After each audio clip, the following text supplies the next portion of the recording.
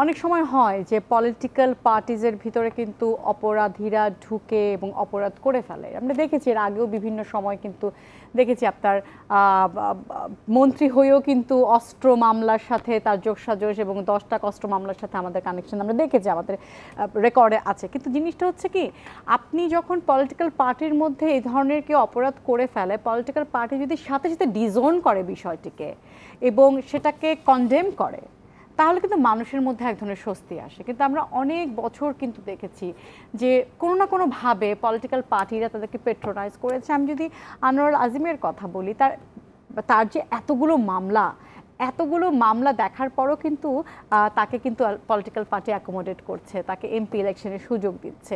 Definitely এখানে কিন্তু মুনাফা, আপনি যেহেতু অপরাধ বিজ্ঞানের মানুষ, একটু তাত্ত্বিক জায়গা থেকে বিষয়টা একটু কি বলা, একটু কথা বলা যেতে পারে। যদি আমরা ক্ষমতা কাঠামোর পিরামিডটাকে দেখি, হ্যাঁ, তাহলে সেই পিরামিডে হচ্ছে দাতা ওপরে, গ্রহীতা নিচে, এবং যদি সেই দাতার জায়গায় ঘটে যায়, তাহলে গ্রহীতার জায়গাটা তো আরো বড় সংকটে পড়ে যায়, তাই তো নাকি? মানে আমাদের যেটা হয়েছে, রাজনীতিকে যদি আমরা একটা প্রতিষ্ঠান মনে করি, রাজনীতির পরতে পরতে কিন্তু দুর্বৃত্তায়ন ঘটেছে বাংলাদেশের। গত 30 বছরের আপনি রাজনীতি যদি পর্যবেক্ষণ করেন, আপনি দেখবেন যে বিভিন্ন সময় সোশ্যাল স্ট্রাকচারটাকে এমন করে আপনার কি বলবো দুর্বৃত্তায়ন করা হয়েছে, বিশেষ করে রাজনীতির ভিতরে। অনেক সময় আমরা দেখেছি যে আপনার বিভিন্ন পলিটিক্যাল পার্টি আসলে ক্রিমিনালাইজেশন অফ পলিটিক্সের সাথে জড়িত হয়েছে, ক্রিমিনালকে প্রোটেকশন দিয়েছে, ক্রিমিনালকে প্রমোট করেছে।